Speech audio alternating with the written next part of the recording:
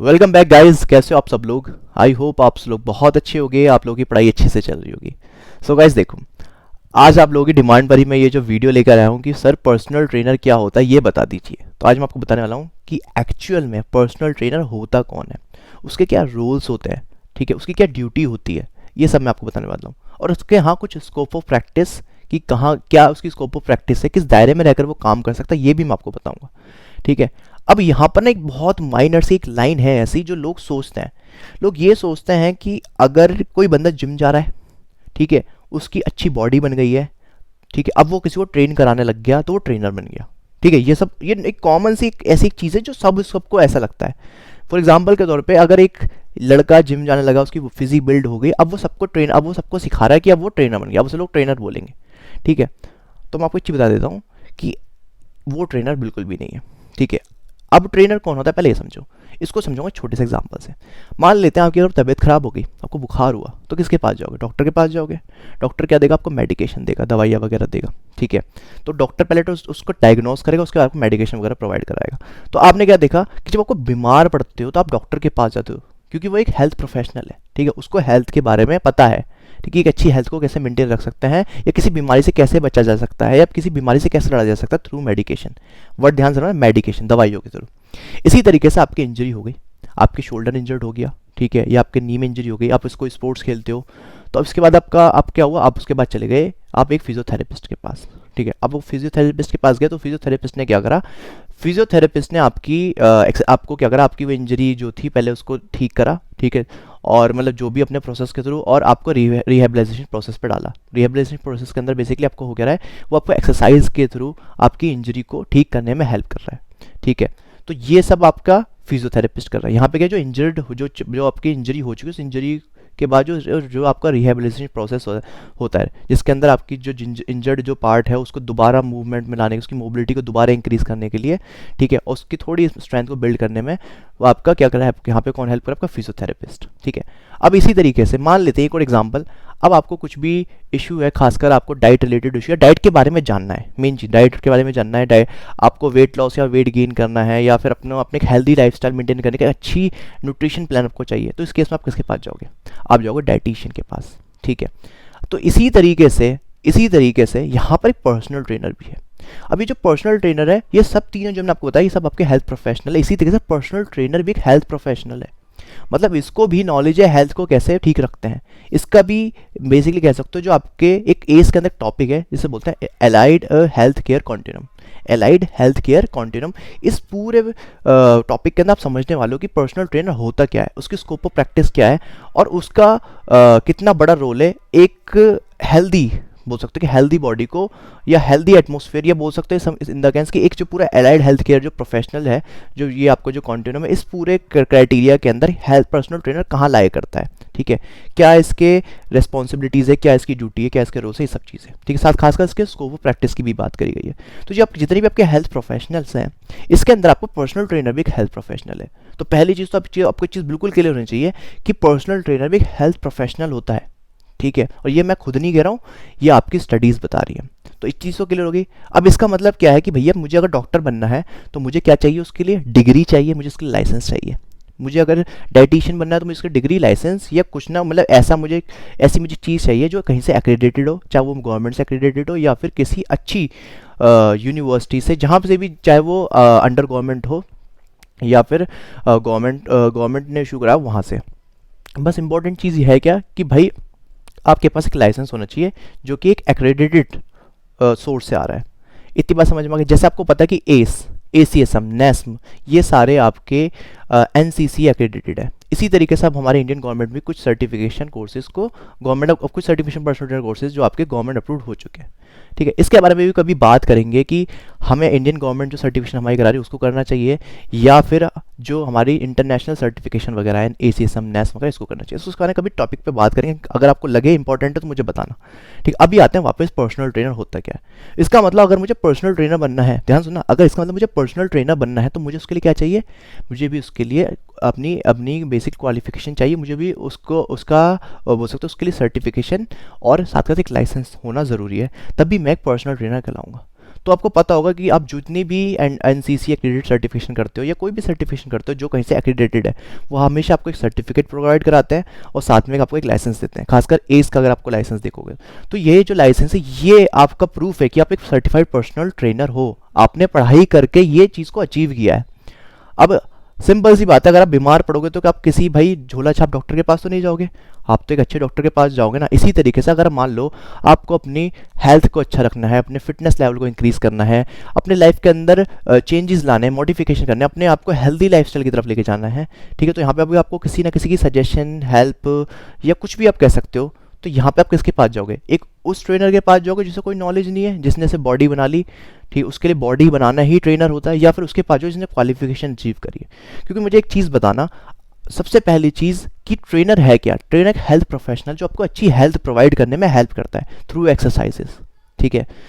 अब वो आपको अच्छा फिटनेस बोल सकते, अच्छी फिटनेस अचीव करने में हेल्प करता है थ्रू एक्सरसाइजेस। तो जो एक्सरसाइजेस है इसके बारे में जानना, इसकी एनाटमी, अपने मतलब ह्यूमन बॉडी की एनाटमी को समझना, मूवमेंट को समझना, बॉडी के एनर्जी सिस्टम को समझना, न्यूट्रिशन के बारे में समझना, ठीक है, और बॉडी के अंदर जो भी आपके जो पोस्चर डेविएशंस है उसको ठीक करना थ्रू एक्सरसाइजेस जो आपके मसल रिलेटेड। तो इतनी सारी चीज़ मैं आपको बोल रहा हूँ, ये एक पर्सनल ट्रेनर के पास नॉलेज होती है। अब जो आपके मोहल्ले में, गली में, आसपास जो इस तरीके से पर्सनल ट्रेनर बना हुआ है जिसकी अच्छी बॉडी है, आपको लगता है उसको ये सब नॉलेज होगी, अगर वो ठीक से नाम भी ले लेना इन सब का तो वही बहुत बड़ी बात है। तो मैं यहाँ पे मैं किसी की डिसरेस्पेक्ट नहीं कर रहा हूँ, मैं सबको क्या समझाना चाह रहा हूँ, डिफरेंस। देखो अब आप चाहते हो कि भैया हमें भी ये रेस्पेक्ट अचीव करनी है, तो इसके लिए आपको पढ़ाई तो करनी पड़ेगी। तो ये खाली बॉडी बना के तो आप ये अचीव नहीं कर सकते। बॉडी बना ली, अच्छी बात है, पर्सनैलिटी का पार्ट है, लेकिन पर्सनल ट्रेनर कौन है? पर्सनल ट्रेनर वो एक हेल्थ प्रोफेशनल है जो एक हेल्दी लाइफस्टाइल को अचीव करने में हेल्प करता है। हेल्दी लाइफस्टाइल, वर्ड को ध्यान से सुनना, हेल्दी लाइफस्टाइल थ्रू एक्सरसाइजेस।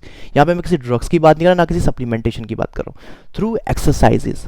ना मैं यहाँ पे न्यूट्रिशन की बात कर रहा हूँ, सिर्फ एक्सरसाइज की बात कर रहा हूँ।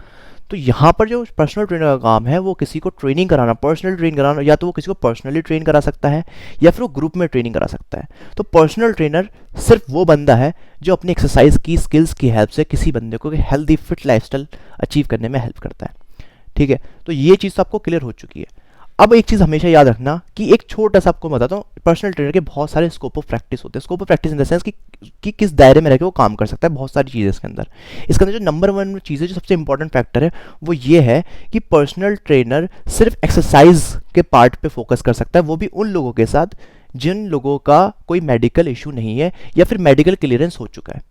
मतलब कि अगर आप किसी इंसान को कोई मेडिकल इशू रहा है पास्ट के अंदर, हार्ट रिलेटेड कोई इशू रहा है, तो आप उसको पहली चीज़ तो आप उसको तभी एक्सरसाइज कराओगे जब वो उसको मेडिकल क्लियरेंस मिल जाएगी। तो ऐसे काफ़ी सारे केसेस के बारे में अगर अच्छे से जान रहा है ना, तो आपको सेम कोर्स के अंदर आपको सीखने को मिलेगा। जब आप एक पर्सनल ट्रेनर कोर्स करोगे, ठीक है, तो उसके अंदर आपको काफ़ी चीज़ें सीखने को मिलेगी। तो मैं आपको सिर्फ ये बताना चाह रहा हूँ कि पर्सनल ट्रेनर के बहुत सारी ड्यूटीज़ भी है, ठीक है। पर्सनल ट्रेनर का अगर मैं आपको एक चीज़ समझाऊँ, सोच के देखो, अगर आप किसी की लाइफ में अगर मान के कोई बंदा बहुत परेशान था अपनी हेल्थ से, ठीक है, बहुत ज़्यादा डिप्रेस रहता है, बहुत ज़्यादा मोटा है, ठीक है, बहुत ज़्यादा पतला है, अगर वो आपके पास आता है, ठीक है, आप उसको ट्रेनिंग कराते हो, तो खाली आप उसको ट्रेनिंग नहीं कराते हो, आप उसको टीच करते हो, गाइड करते हो, ठीक है, आप उसकी काउंसलिंग करते हो, आप उसे मोटिवेट करते हो, ठीक है, आप उसे अलग अलग स्ट्रैटेजीज सिखाते हो कि कैसे अपनी लाइफ के अंदर प्रॉब्लम को फेस करना है। तो आपको जब आप एक्सरसाइज करते हो ना, एक्सरसाइज करने सबसे अच्छी चीज़ बता आपको क्या है, आप चैलेंजेस फेस करते हो। जब आप चैलेंजेस फेस करते हो तो अपने लाइफ के अंदर भी जो आपको चैलेंजेस हो ना उसको भी फेस करने में हेल्प करते हो।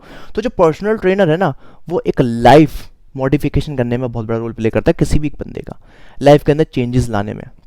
तो पर्सनल ट्रेनर का देखो कितना बड़ा रोल है, अगर आप किसी की ज़िंदगी चेंज कर दो, ठीक है, तो कितनी बड़ी बात है। तो पर्सनल ट्रेनर को कम मत समझना, इंडिया के अंदर कोई वैल्यू नहीं होती पर्सनल ट्रेनर की, मैं आपको रियलिटी बता रहा हूँ, ठीक है।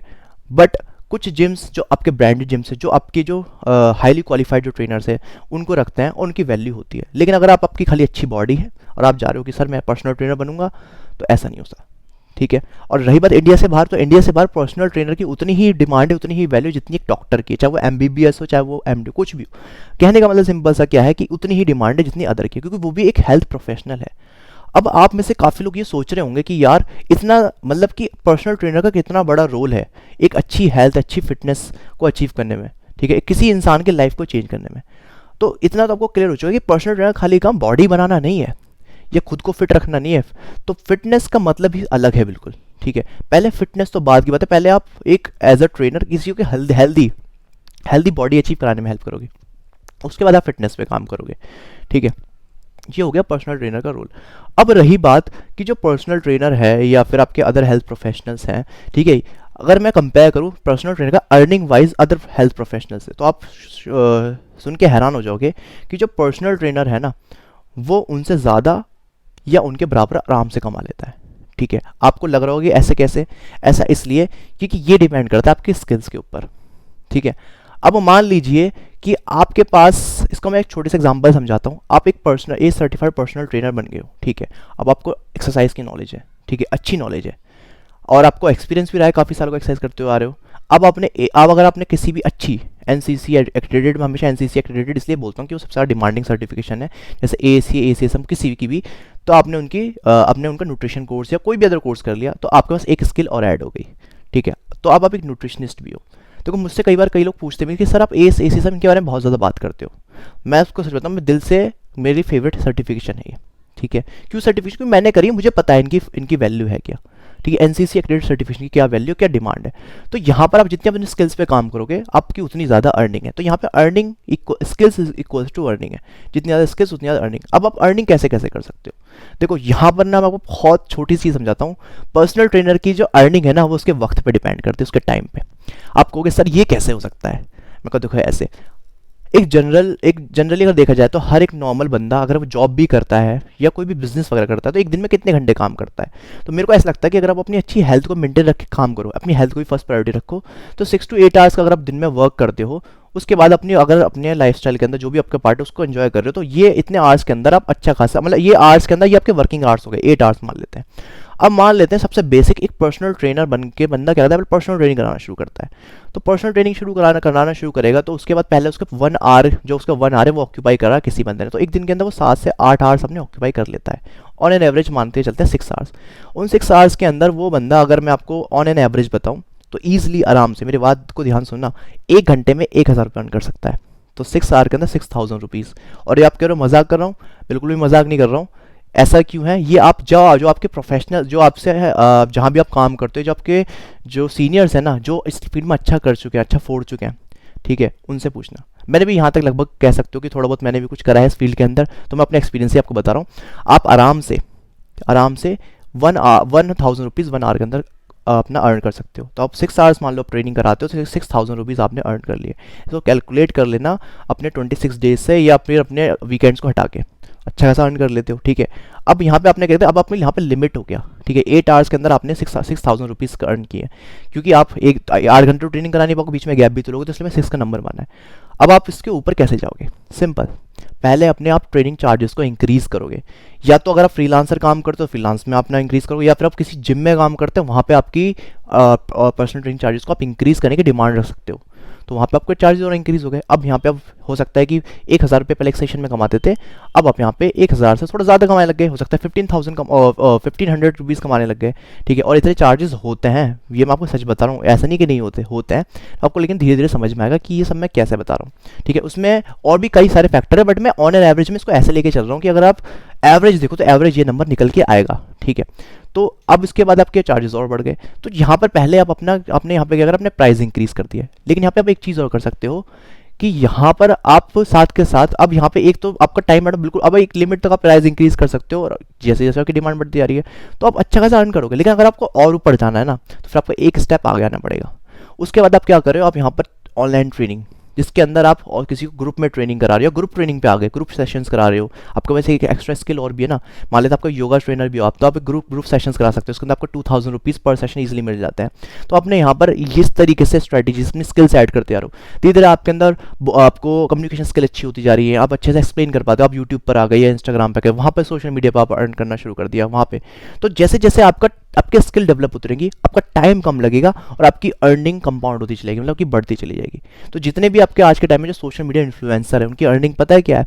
जब आप लोग आप लोग उन लोगों को देखते हो, उनसे कोर्स परचेज करते हो, तो आपने उनका देखा, उन्होंने 2,000 रुपीज़ का कोर्स दिया, आपके लिए 2,000 ज़्यादा बड़े नहीं है, एक बेसिक सा नंबर है। लेकिन जब 2,000 रुपीज़ का कोर्स 2,000 लोग परचेज करेंगे या 200 लोग भी परचेज करेंगे, तो देखो कितनी वैल्यू बढ़ती है पर मंथ। तो फिर मैं आपको ये समझाना चाह रहा हूँ कि सारा गेम स्किल का है। तो पर्सनल ट्रेनर की अर्निंग बहुत अच्छी हो जाती है इस फील्ड के अंदर, लेकिन तब जब वो एक क्वालिफाइड ट्रेनर हो, लाइसेंस हो उसके पास, ठीक है, और नॉलेज एक्सपीरियंस दोनों हो। ठीक है। तो भैया पहला स्टेप, तो सबसे पहला स्टेप क्या है आपका कि आपने अपनी क्वालिफिकेशन पे, अपनी नॉलेज पे वर्क करना है और एक अच्छी जगह से एक्रेडिटेड या अच्छी जगह से सर्टिफिकेशन को अचीव करना है। अब एक बहुत कॉमन सा क्वेश्चन है, मैं इसको ज़रूर रखना चाहता हूँ। वो क्वेश्चन ये है कि खासकर मुझसे लड़कियाँ पूछती हैं कि सर एक एज अ गर्ल, किसी लड़की, अगर कोई लड़की, हम मान लो कोई लड़की वो चाहती है मैं पर्सनल ट्रेनर बनना चाहती हूँ, क्या मेरा स्कोप है इसके अंदर, क्या मैं अच्छा कर सकती हूँ, लड़कियों के लिए है स्कोप इसमें? तो इसका एक छोटा सा आपको जवाब दूँ, बहुत अच्छा जवाब है। मान लीजिए आप एक ऐसी रेस में दौड़ रहे हो जिसके अंदर आपको एंड लाइन दिखाई दे रही है कि जहाँ पर आपको जाके रुकना है, और आपके आसपास कोई नहीं है उस रेस में भागने के लिए, मतलब समझ में आ रहा है? बस आपने भागना है और जितनी तेज़ भागो उतनी जल्दी उस लाइन तक पहुँचोगे, और आपने बस उस लाइन को, अब ये अपने जो टारगेट है उस पर जाकर पहुँच जाना है। तो कंपटीशन नहीं है बिल्कुल भी फीमेल्स के लिए। तो चाहे आप किसी भी एज की हो, ठीक है, चाहे आप एक 18 साल की लड़की हो, चाहे एक 50 ईयर्स की विमेन हो, किसी के लिए भी कोई एज लिमिट नहीं है, सिर्फ और सिर्फ सेम वही क्राइटेरिया, स्किल्स। और आपके केस में कंपटीशन बिल्कुल भी नहीं है, ठीक है। आप तो बस मैदान में उतरा सीधा टारगेट पे, ठीक है। अब ऐसा आप सोचोगे कि सर ऐसा क्यों? ऐसा इसलिए क्योंकि आप लोग जानते हो बहुत कॉमन सा एक जनरल बिहेवियर, एक मतलब कॉमन बिहेवियर है, जैसे कि हर फीमेल एक फीमेल के साथ कंफर्टेबल होती है। तो ऐसी कई सारी चीज़ होती है जो फीमेल एक फीमेल के साथ शेयर करना चाहती है। तो मोस्ट ऑफ जो फीमेल्स क्लाइंट है ना, वो ढूंढती हैं कि मैं कोई फीमेल पर्सनल ट्रेनर मिल जाए, बस उन्हें मिलता नहीं है। जो इक्का दुक्का मिलती हैं तो वही वो फर्स्ट क्राइटेरिया वाली कि भैया थोड़ा टाइम एक्सरसाइज करिए और बन गए ट्रेनर। नहीं, ऐसा नहीं चाहिए। आपके पास नॉलेज होनी चाहिए, आपके पास सर्टिफिकेशन, आपके पास लाइसेंस होना चाहिए, तभी तो आपकी डिमांड बढ़ेगी। उसके बाद फिर आपकी धीरे धीरे स्किल्स इंक्रीज, आप आगे बढ़ते चले जाओगे। तो गाइज ये है पर्सनल ट्रेनर का पूरा कि पर्सनल ट्रेनर होता क्या है, उसके बारे में पूरा मैंने आपको बता दिया कि पर्सनल ट्रेनर होता कौन है, उसकी कैसे अर्निंग हो सकती है, और कैसे ये भी एक हेल्थ प्रोफेशनल है, और इसका क्या रोल है, क्या वैल्यू है मार्केट के अंदर, ठीक है। अभी आपके ऊपर है कि आपने क्या बनना है, ठीक है। एक नॉर्मल सा ट्रेनर बनना है या एक हाईली क्वालिफाइड ट्रेनर बनना है, या आपको एक सेलिब्रिटी ट्रेनर, सेलिब्रिटी नहीं बोल रहा मैं यहाँ पे, सेलिब्रिटी का ट्रेनर बनने के नहीं बोल रहा, मतलब आपको खुद एक सेलिब्रिटी बन जाओ कि आपको लोग ऐसे अप्रोच करें। तो गाइज़ ये है आज की वीडियो। और हाँ, एक चीज़ और बोलना चाहूँगा, जैसे आप लोग जानते हो कि मैंने अपना कोर्स लॉन्च कर दिया है, सिर्फ 50 स्टूडेंट्स के लिए मैंने सीट्स अवेलेबल रखी 50% डिस्काउंट पे। तो इतना लेट मत करो, जो लोग इंटरेस्टेड है और जिन काफ़ी लोगों ने बात भी कर अपनी सीट रिजर्व करा ली है, उनको बस मैं यही बोलूँगा जल्दी एनरोल कर लो, ठीक है। अब इसके बाद आपकी सीट नहीं होल्ड हो पाएंगी और आपका फिर ये सीट आपके हाथ से निकल जाएगी, क्योंकि मैंने काफ़ी सीट्स होल्ड कर रखी है जिन स्टूडेंट्स ने मुझसे डायरेक्टली कॉल किया है। और आपको भी लगता है कि आपके कुछ डाउट्स है, क्वेश्चन वगैरह, आप मुझसे डायरेक्ट बात करना चाहते हो, तो कॉन्टैक्ट नंबर आपको दिखाई दे रहा है, ये मेरा ही कॉन्टैक्ट नंबर है, पर्सनल नंबर, बेझिझक कॉल करना। अगर नहीं उठा पाए तो खुद कॉल बैक कर लूँगा, ठीक है। चलो मिलते हैं नेक्स्ट वीडियो में, टेक केयर, बाय बाय।